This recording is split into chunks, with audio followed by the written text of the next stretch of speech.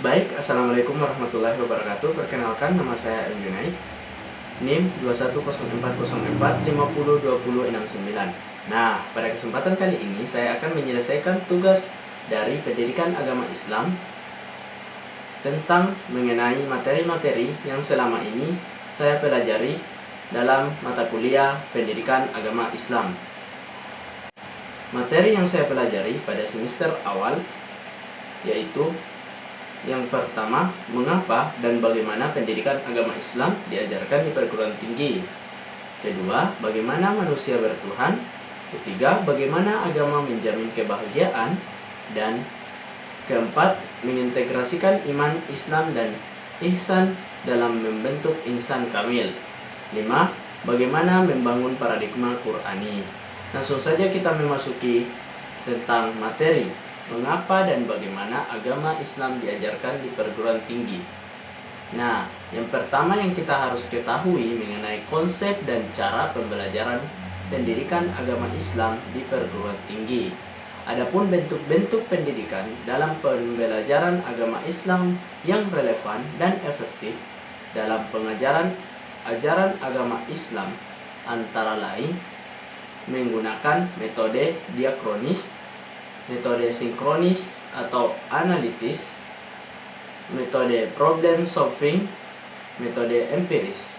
Yang pertama yaitu metode diakronis, suatu metode yang mengajarkan ajaran agama Islam yang menonjolkan aspek sejarah. Kemudian metode sinkronis atau analitis ialah suatu metode pendidikan Islam yang memberi kemampuan analisis teoritis yang sangat berguna bagi perkembangan keimanan dan mental atau intelek. Yang ketiga, metode problem solving. Metode ini merupakan pelatihan peserta didik yang dihadapkan pada berbagai masalah suatu cabang ilmu pengetahuan dengan solusinya. Dan yang keempat yaitu metode empiris atau tajribiyah, yaitu suatu metode mengajar yang memungkinkan peserta didik mempelajari ajaran Islam melalui proses realisasi aktualisasi serta internalisasi norma-norma dan kaidah Islam melalui proses aplikasi yang menimbulkan suatu interaksi sosial. Yang kedua yang akan kita bahas di mengapa dan bagaimana ajaran agama Islam diajarkan di perguruan tinggi, yaitu alasan dan bagaimana agama Islam diajarkan di universitas. Pendapat pertama menyatakan PAI atau pendidikan agama Islam perlu diajarkan di perguruan tinggi. Alasannya, negara dalam hal ini atau perguruan tinggi wajib menjaga keberagaman para warganya, termasuk menjaga keberagaman para mahasiswa yang sedang belajar di perguruan tinggi. Pendapat kedua menyatakan pendidikan agama Islam tidak perlu diajarkan di perguruan tinggi. Alasannya, agama merupakan urusan pribadi, keluarga, dan institusi keagamaan seperti masjid, pesantren, dan organisasi keagamaan.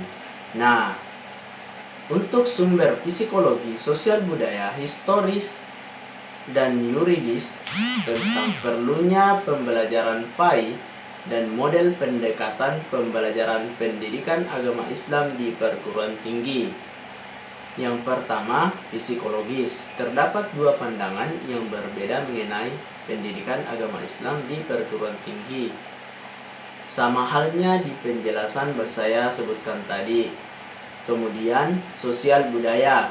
Masyarakat muslim umumnya menghendaki PAI atau pendidikan agama Islam di perguruan tinggi Indonesia sejalan dengan budaya. Kemudian histori, pendidikan secara historis telah ikut menjadi landasan moral dan etik dalam proses pembentukan jati diri bangsa. Yuridiksi atau hukum, kebijakan yuridis merupakan dasar-dasar penyelenggaraan pendidikan agama yang bersumber dari peraturan perundang-undangan secara langsung maupun tidak langsung, dapat dijadikan pegangan dalam penyelenggaraan pendidikan agama. di sekolah atau lembaga pendidikan formal Indonesia. Nah, pada materi ini, hal atau ayat yang menyangkut pada materi ini yaitu ada pada Quran Surat Ali Imran ayat 28 yang berbunyi, A'udzu billahi minasyaitonir rajim. Bismillahirrahmanirrahim. La yattakhidhul mu'minuna al-kafirina awliya'a min dunil mu'minin. Wa man yaf'al dzalika falaysa minallahi fi syai'in illa an tattaqu minhum tuqatan wa yuharrikumullahu nafsahu wa ilallahi masir. Shadaqallahul azim. Artinya, janganlah orang-orang beriman menjadikan orang kafir sebagai pemimpin, melainkan orang-orang beriman barang siapa yang berbuat demikian niscaya dia akan memperoleh apapun dari Allah, kecuali karena ia sesat. Menjaga diri dari sesuatu yang kamu takuti dari mereka, dan Allah memperingatkan kamu akan diri siksanya, dan hanya kepada Allah tempat kembali. Nah, yang dapat kita tarik kesimpulan dari materi ini yaitu agama sebagai lembaga sosial berperan sangat penting dalam mempengaruhi perilaku para penganutnya dalam kehidupan sehari-hari. Peranan penting agama dan nilai-nilai agama ini antara lain terlihat dalam mata kuliah pendidikan agama. Mata kuliah ini merupakan pendamping yang penting bagi mahasiswa agar bertumbuh dan kokoh dalam moral karakter agamawinya, sehingga ia dapat berkembang menjadi cendekiawan yang tinggi moralnya dan benar serta baik perilakunya. Kemudian kita akan memasuki submateri kedua, yaitu bagaimana manusia bertuhan. Nah, submateri yang akan kita bahas yaitu bagaimana manusia bertuhan mengenai yang pertama, konsep spiritualis sebagai landasan ketuhanan. Nah, spiritualis adalah dasar bagi tubuhnya harga diri, nilai-nilai moral, dan rasa memiliki. Kesadaran manusia terletak pada hatinya. Hati adalah hakikat terdalam kemanusiaan. Sebagai hakikat manusia yang terdalam, hati selalu berada di sisi Tuhan. Begitupun sebaliknya, Tuhan berada di dalam hati orang-orang yang suci. Sehingga apabila penyucian hati mampu mengontrol dorongan instinktif dan materialistis, maka tercerahkan oleh cahaya Tuhan. Sebaliknya, apabila dibiarkan dan didominasi insting dan dorongan materialistis, maka roh akan terlemahkan. Nah, alasan manusia memerlukan spiritualis atau spiritualitas yaitu yang pertama lebih memaknai hidup, yang kedua memberikan optimisme saat dihadapkan pada situasi sulit, yang ketiga meredakan stres dan menciptakan kedamaian, yang keempat membantu dan membuat pilihan yang lebih baik, yang kelima menambah kebahagiaan dan rasa cukup, yang keenam membantu living the moment atau hidup di masa sekarang, dan yang ketujuh merasa terhubung.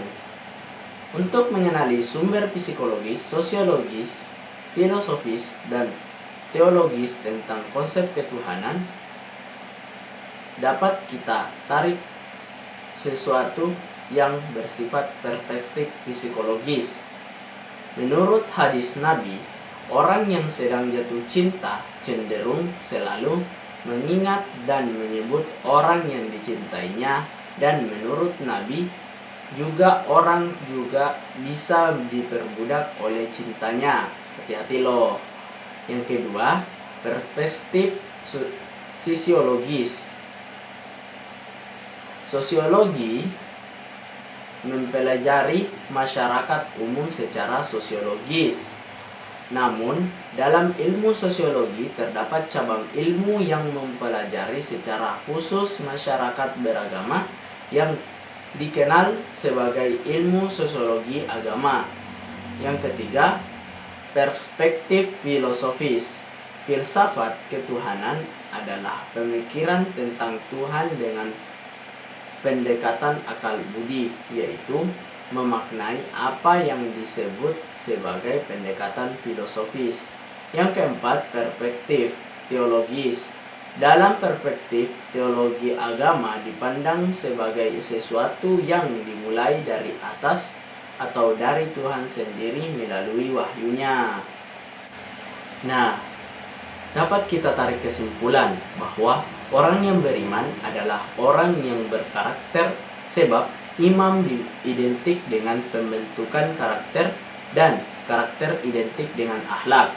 Oleh karena itu, orang yang beriman kepada Tuhan atau memiliki karakter bertuhan adalah seseorang yang meyakini Tuhan sebagai sumber kebenaran dan kebajikan tertinggi. Namun, di samping itu, pengetahuan tentang baik, buruk, dan cara beragama tidak terjadi atas prakarsa manusia, tetapi terjadi atas dasar wahyu dari Tuhan yang Maha Esa. Tanpa inisiatif Tuhan melalui wahyunya, manusia tidak akan mampu menjadi makhluk yang bertuhan, dan manusia tidak mampu untuk meyakini dan mengimani Tuhan. Nah, materi yang ketiga tentang bagaimana agama menjamin kebahagiaan. Nah, konsep dan karakteristik agama sebagai jalan menuju Tuhan dan kebahagiaan. Kebahagiaan itu adalah perasaan senang dan tentram karena hati sehat dan berfungsi dengan baik. Hati yang sehat dan berfungsi dengan baik bisa berhubungan dengan Tuhan, pemilik kebahagiaan. Pemilik kebahagiaan, kesuksesan, kekayaan, kemuliaan, ilmu, dan hikmah adalah Allah. Kebahagiaan dapat diraih kalau dekat dengan pemilik kebahagiaan itu sendiri, yaitu Allah Subhanahu wa Ta'ala. Yang kedua, alasan manusia harus beragama dan bagaimana agama dapat membahagiakan umat manusia. Manusia membutuhkan agama di dalam kehidupannya, yaitu sebagai pegangan hidup, baik untuk kehidupan di dunia maupun di akhirat kelak. Keyakinan beragama mempunyai peranan penting dalam membina moral karena nilai-nilai moral yang datang dari agama tetap dan bersifat universal apabila dihadapkan pada suatu dilema. Nah, yang ketiga, sumber historis, filosofis, psikologis, dan sosiologis tentang pemikiran agama sebagai jalan menuju kebahagiaan. Yang pertama, ada argumen psikologis kebutuhan manusia terhadap agama yang berisi tanpa agama manusia akan salah jalan dalam menempuh cara untuk bisa berdekat dengan Tuhan.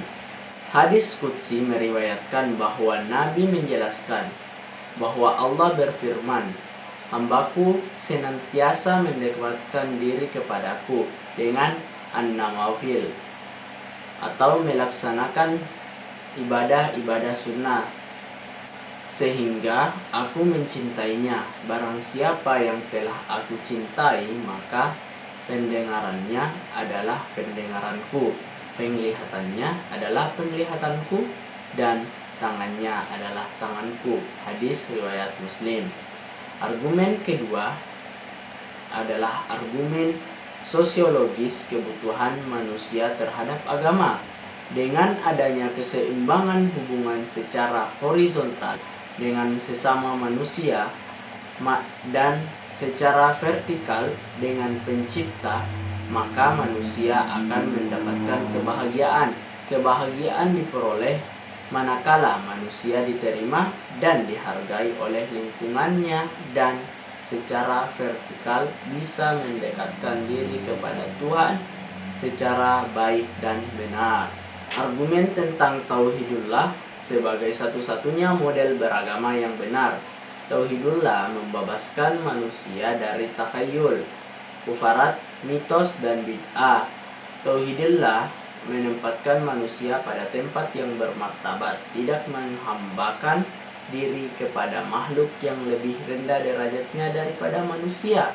Manusia adalah makhluk yang paling mulia dan paling sempurna dibandingkan dengan makhluk-makhluk Allah yang lain.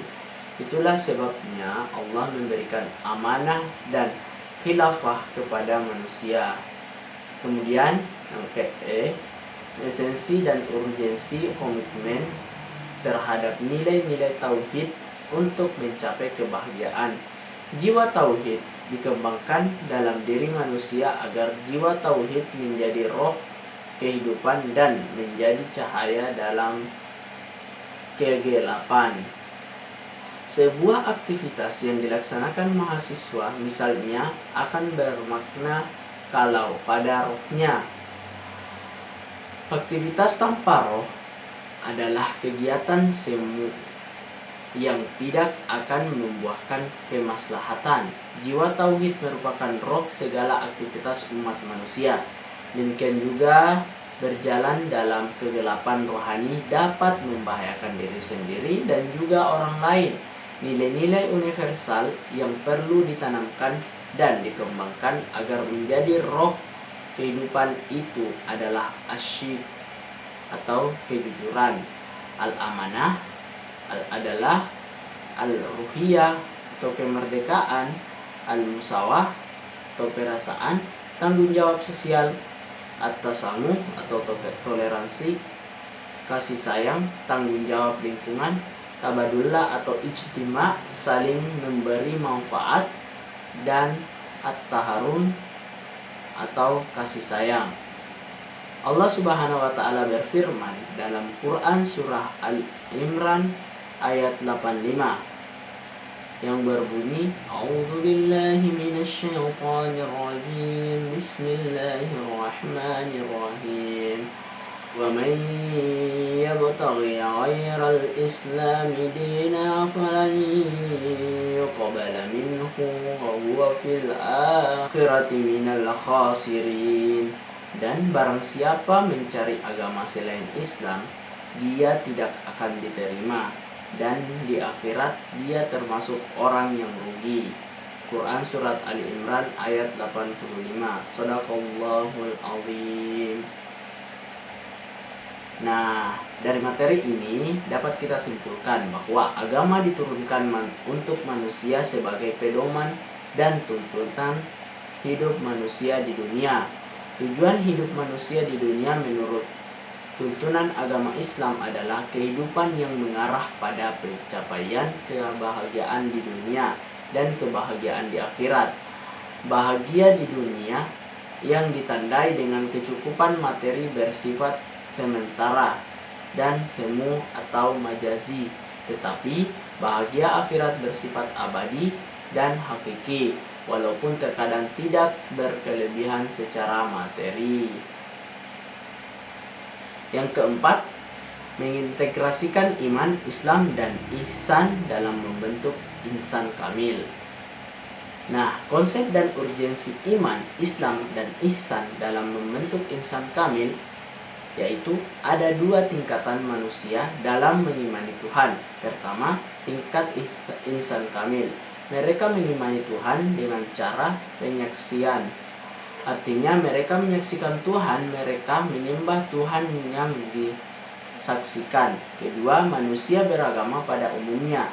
Mereka mengimani Tuhan dengan cara mengidentifikasi atau mendefinisikan. Artinya mereka tidak menyaksikan Tuhan, tetapi mereka mendefinisikan Tuhan berdasar sifat-sifat dan nama-nama Tuhan. Alasan iman, Islam, dan ihsan menjadi persyaratan dalam membentuk insan kamil. Mengapa? Iman itu harus melengkap, tidak hanya percaya Tuhan, tetapi percaya pada Nabi Muhammad SAW. Maka dari itu kita dapat simpulkan bahwa orang-orang yang beriman adalah orang Islam saja. Nah, sudah tahu kan orang-orang yang beriman adalah orang Islam saja?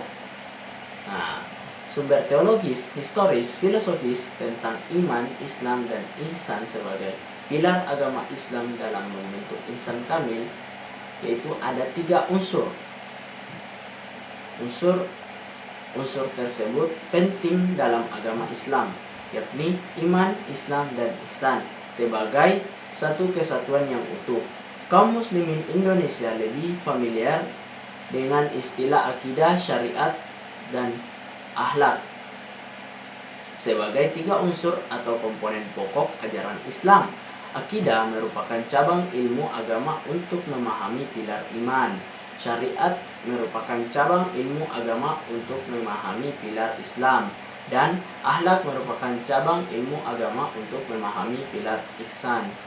Selanjutnya, karakteristik insan kamil dan metode pencapaiannya. Karakteristik insan kamil dan metode pencapaiannya membangun tentang karakteristik insan kamil dengan cara kita harus dapat menundukkan nafsu dan syahwat hingga mencapai tangga nafsu mutmainnah. Nah, Allah Subhanahu wa taala berfirman dalam Quran surat Saba ayat 51 sampai 54 yang berbunyi, A'udzu billahi minasyaitonir rajim. Bismillahirrahmanirrahim. Walau tara id fari'u fala fawta wa ukhidu min makanin qarib wa qalu amanna bihi wa anna lahum mutanawthu min makanin ba'id وقد كفر به من قبل ويقولون بالغيب من مكان بعيد وهلا بينهم وبين ما يشتهون كما فعل بشياعهم من قبل وإنهم كانوا في شك مريب. Artinya, dan alangkah hebatnya jika kamu melihat ketika mereka atau orang-orang kafir terperanjat ketakutan pada hari kiamat, maka mereka tidak dapat melepaskan diri dan mereka ditangkap dari tempat yang dekat untuk dibawa ke neraka. Dan di waktu itu mereka berkata, kami beriman kepada Allah. Bagaimanakah mereka dapat mencapai keimanan dari tempat yang jauh itu? Dan sesungguhnya mereka telah mengingkari Allah sebelum itu, dan mereka menduga-duga tentang yang gaib dari tempat yang jauh, dan dihalangi antara mereka dengan apa yang mereka ingini, sebagaimana yang dilakukan terhadap orang-orang yang serupa dengan mereka pada masa dahulu. Sesungguhnya mereka dahulu di dunia dalam keraguan yang mendalam. Nah, dari materi ini dapat kita simpulkan, yaitu untuk menapaki jalan insan kamil terlebih dahulu kita perlu mengingatkan kembali tentang 4 unsur manusia, yaitu jasad atau raga, hati, roh, dan rasa. Keempat unsur manusia ini harus difungsikan untuk menjalankan kehendak Allah. Hati nurani harus dijadikan rajanya dengan cara selalu mengingatkan Tuhan. Jika sudah secara benar menjalankan 4 unsur tersebut, lalu mengkokohkan keimanan, meningkatkan peribadatan, dan membaguskan perbuatan, sekaligus menghilangkan karakter-karakter yang buruk. Kemudian kita lanjut ke materi yang kelima sebagai materi yang terakhir pada tugas ujian tengah semester kali ini, yaitu materi tentang bagaimana membangun paradigma Qur'ani. Menyangkut dengan hal tersebut, ada konsep dan karakteristik paradigma Qur'ani untuk menghadapi kehidupan modern. Paradigma adalah cara pandang atau cara berpikir tentang sesuatu realitas. Mengapa Al-Quran dijadikan paradigma? Semua orang menyatakan bahwa ada suatu keyakinan dalam hati orang-orang beriman. Al-Quran mengandung gagasan yang sempurna mengenai kehidupan. Al-Quran mengandung suatu gagasan murni yang bersifat metahistoris. Yang selanjutnya ialah alasan paradigma Qur'ani sangat penting bagi kehidupan modern. Karena Al-Quran bagi umat Islam adalah sumber primer dan segala kehidupan. Al-Quran adalah sumber ajaran teologi, hukum, mistisisme, pemikiran, pembauran, pendidikan, akhlak, dan aspek-aspek lainnya. Tolak ukur benar, salah, baik, buruk, dan indah, jelek adalah Al-Quran. Jika mencari sumber lain dalam menentukan benar, salah, baik, buruk, dan indah, jelek, maka seseorang dianggap tidak konsisten dalam berislam. Suatu sikap hipokrit yang dalam pandangan Al-Quran termasuk sifat tidak terpuji. Selanjutnya mengenai sumber historis, filosofis, psikologis, dan sosiologis tentang paradigma Qur'ani untuk kehidupan modern. Dalam sejarah peradaban Islam ada suatu masa yang disebut masa keemasan Islam. Disebut masa keemasan Islam karena umat Islam berada dalam puncak kemajuan dalam berbagai aspek kehidupan, ideologi, politik, sosial budaya, ekonomi, ilmu pengetahuan dan teknologi, pertahanan dan keamanan. Selanjutnya kita mendeskripsikan esensi dan urgensi paradigma Qur'ani dalam menghadapi kehidupan modern. Membangun argumen kemajuan dicapai dengan keberhasilan membangun iptek, dan hal itu akan membangun perubahan yang dahsyat. Kenapa? Kemajuan melahirkan kehidupan modern. Bagi manusia atau bagi umat Islam, kemodernan tetap harus dikembangkan di atas paradigma Al-Quran, karena Al-Quran adalah landasan pedoman paradigma agar dapat mensejahterakan manusia, dunia, dan akhirat. Apa artinya kemajuan iptek jika manusia tidak makrifat kepada Allah? Mendeskripsikan esensi dan urgensi paradigma dalam menghadapi kehidupan modern. Ciri kehidupan modern ialah pembangunan yang membawa kemajuan, kemakmuran, dan pemerataan. Selanjutnya membangun argumen tentang paradigma Qur'ani sebagai satu-satunya model untuk menghadapi kehidupan modern. Tidak sedikit orang berpandangan bahwa untuk maju justru mereka harus meninggalkan ajaran agama mereka, sehingga mereka harus mengembangkan budaya sekunder dalam segala segi kehidupan. Sementara bagi umat Islam, untuk maju tidak perlu mengambil sekularisasi, malah sebaliknya harus berkomitmen terhadap ajarannya.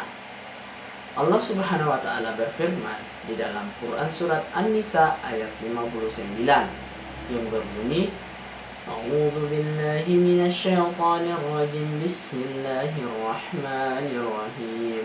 Ya ayyuhalladzina amanu atii'ullaha wa atii'ur rasula wa ulil amri minkum. Fa in tanaza'tum syai'in faruddu ila Allahi wa rasulih in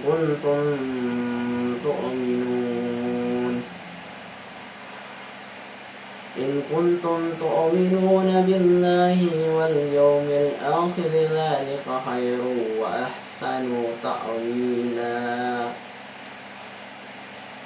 Yang artinya, wahai orang-orang yang beriman, taatilah Allah dan taatilah Rasul, yaitu Muhammad, dan ulil amri atau pemegang kekuasaan. di antara kamu. Kemudian jika kamu berbeda pendapat tentang sesuatu, maka kembalikanlah kepada Allah atau Al-Quran dan Rasul sebagai sunnahnya.